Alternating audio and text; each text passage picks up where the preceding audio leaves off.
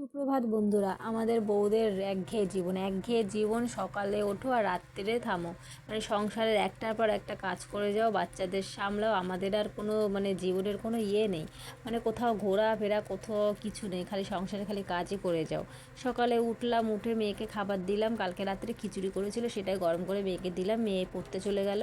আর আজকে এত কুয়াশা পড়েছে, ঠান্ডা চলে যাচ্ছে, আর এত কুয়াশা পড়েছে, ঠান্ডাও খুব পড়েছে। তারপরে এসে সবজিগুলো সব কেটে নিয়েছিলাম, বাঁধাকপি আর লাল শাক। তারপরে এত ঠান্ডা লাগছে, ভাবলাম একটু চাটা খেয়ে নিই। চা করেছি, আর আজকে টোস্ট দিয়ে চা খাচ্ছি, বড়মশাইকে দিয়ে দিয়েছিলাম। আর শীতকালটা একটু চা খাওয়া হয়, নাহলে চা খাওয়া হয় না। তারপরে দেখো আমার সবজি কাটা হয়ে গেছে, এদিকে হলো বাঁধাকপি সেদ্ধ করে নামিয়ে নিয়েছি, আর এখানে রসুন ফোড়ন দিয়েছি লাল শাকটা ভাজবো বলে। দেখো এখানে এঁঠো বাসন রয়েছে, এখনও কিন্তু বাসন মাজিনি, রান্না বান্না সেরে তারপরে বাসন মাজবো, না আগে ওইসব করতে গেলে না রান্নাটা হয়ে ওঠে না, কেন আমাদের ফুচকার কাজ তো সব কাজ ম্যানেজ করে করতে হয়। তারপরে দেখো একটু রোদটা বেরিয়েছে, ছাদে চলে এসে জামাকাপড়গুলো মেলে দিলাম সব কিছু। আর আমাদের কালী মহারাজ তো আমার পিছন পিছন সবসময় ঘুরতে থাকবে।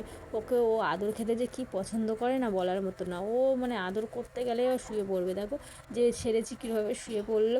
তারপরে ছেলেকে কিন্তু আমি রেডি করে দিয়েছি, কিছুটা রান্না করে নিয়েছি, ওকে খাইয়ে ওকে স্কুলে নিয়ে যাচ্ছে ওর বাপি। তারপর তার মধ্যে কিন্তু আমরা মালও বেলে নিয়েছি, ফুচকাগুলো সব বেলা হয়ে গেছে। আর কত জামাকাপড় মেলেছি, তারপরে কত জামাকাপড় পড়েছে, আজকে আর হবে না। তারপরে ও ছেলেকে স্কুলে দেওয়া আসার পথে মাছ নিয়ে আসলো, সেই মাছও এখন মাখিয়ে ভেজে দেবে। তাই এখন রান্নাবান্না কমপ্লিট হয়ে গেছে, লাল শাক ভাজা, বাঁধাকপি আর মাছের ঝোল। আর ভিডিও যদি ভালো লাগে চ্যানেলটাকে সাবস্ক্রাইব, একটা লাইক, কমেন্ট করতে ভুলো না বন্ধুরা।